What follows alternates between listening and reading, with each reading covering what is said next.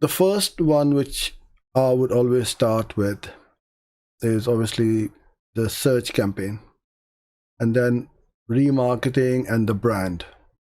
If you got a big brand, you've got a fair amount of searches which is being searched for in Google Ads or on Google, then you must run brand. This is where myself including and lots of other people who I know are in the agency space have discussions, arguments, and debates. Why should I pay for my brand? Why should I pay for that click when we are getting #1 ranked in organic rankings? My reply to that is, if your competitors are bidding on your brand, now anybody can bid on anybody's brand, but if someone has got a trademark on it, you cannot use that trademark in your ad copy, but you can certainly bid on it. So potentially your customer can take the top spot at the top on Google, and you will be below. First, the 4 ads will come in if other competitors are also bidding on your brand, Google Maps, and then your organic ranking. So you are way down the pecking order. And especially on a mobile phone, the screen is so small, the 4 ads take up the space, then the maps, and then the organic rankings.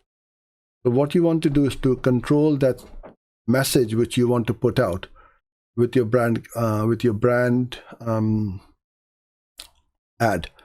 You can have your brand the ad, set up your ads properly with your structured snippets, site links, call outs, call extensions, and you're going to make a really nice and big ad which will take up a fair bit of space on Google.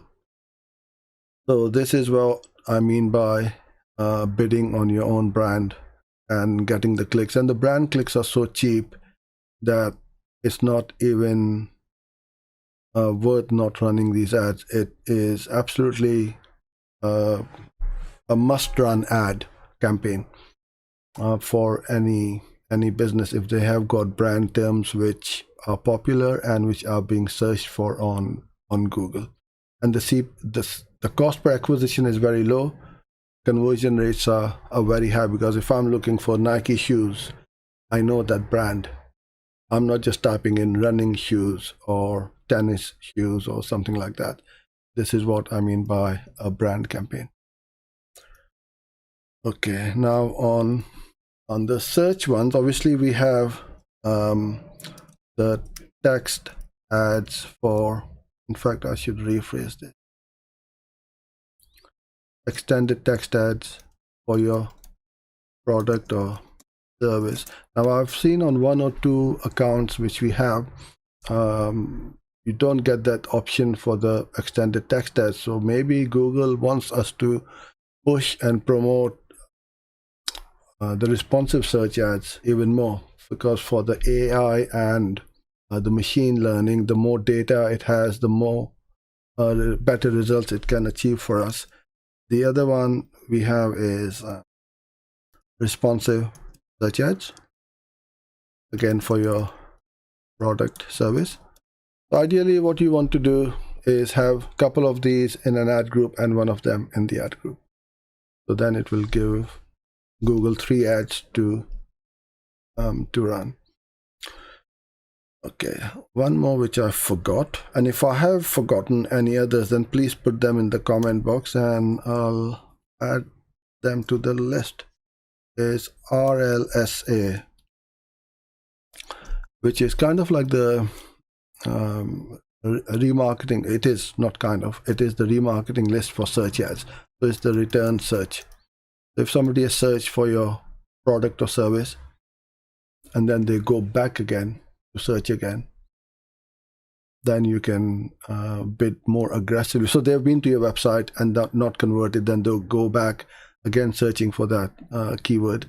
Then you can bid a lot more aggressively because you know that they are still interested in this search term.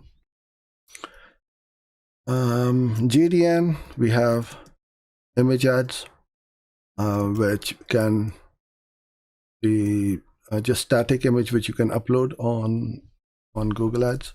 Then you got your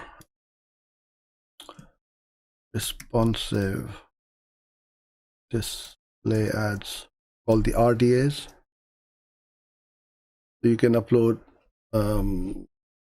few headlines, descriptions, images, and a video, and Google is going to mix and match and set up the ads. These responsive ads are running and performing a lot better than the static ones. Although you don't have a lot of control over how your brand is going to look on it, but if your images are branded as per what you the way you want to look, it will then obviously show that image. But over here you've got total control over how the whole ad unit is going to look. Then you have remarketing over here. So you can run remarketing image ads to your website visitors, converted or non-converted, it's up to you. Then we have in video, in stream, and we have your discovery, and then your non-skippable 15-second ads. So these are quite good from the branding perspective.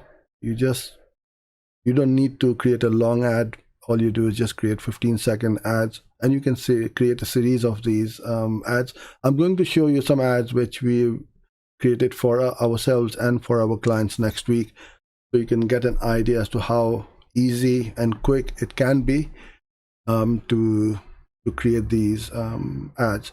In stream are the ones where you skip after 5 seconds, and the discovery ads are ones which you can either have them as text ads as well on the YouTube search. So when you go to Google YouTube and you search for something, you will see the text which come up on the top or on the right hand side.